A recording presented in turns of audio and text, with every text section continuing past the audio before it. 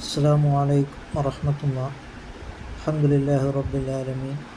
വസ്സലാത്തു വസ്സലാമു അലാ അഷ്റഫിൽ മുർസലീൻ വഅലാ ആലിഹി വസഹ്ബിഹി വസല്ലം. ലാ യദ്ഖുലുൽ ജന്നത ഖാതിഉൻ. കുടുംബബന്ധം മുറിക്കുന്നവൻ സ്വർഗത്തിൽ കടക്കുകയില്ല എന്നാണ് സയ്യിദുനാ റസൂൽ കരീം സ്വല്ലല്ലാഹു അലൈഹി വസല്ലം തങ്ങൾ പറഞ്ഞിട്ടുണ്ട്. അതുകൊണ്ട് നാം കുടുംബങ്ങൾ അങ്ങോട്ടും ഇങ്ങോട്ടും പിണങ്ങുന്നത് ഒരിക്കലും അള്ളാഹുവിന് ഇഷ്ടപ്പെടാത്തതായൊരു കാര്യമാണ്. അള്ളാഹുവിൻ്റെ പൊരുത്തത്തിനായിട്ട് നാം അവർ നമ്മളോട് മിണ്ടിയില്ല എങ്കിലും നാം ബന്ധം സ്ഥാപിക്കുക. അവർ എന്താണ് ചെയ്യുന്നത് അത് റബ്ബാണ് തീരുമാനിക്കുന്നത്.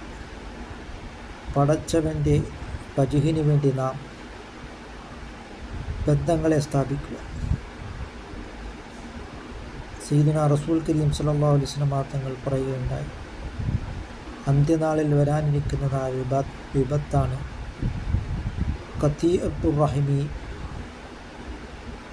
കുടുംബബന്ധം മുറിക്കലെന്നാണ് സയ്യിദുനാ റസൂൽ കരീം സ്വല്ലല്ലാഹു അലൈഹി വസല്ലം തങ്ങൾ പറഞ്ഞിട്ടുള്ളത്.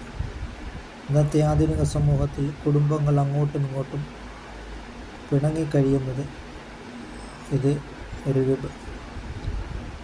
അന്ത്യനാളിൽ വരാനിരിക്കുന്നതായ ഒരു വിപത്താണ് എന്ന് നാം മനസ്സിലാക്കിക്കൊണ്ട്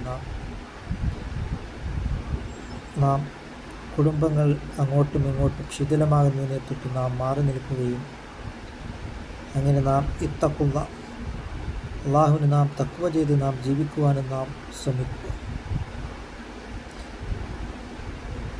അങ്ങനെ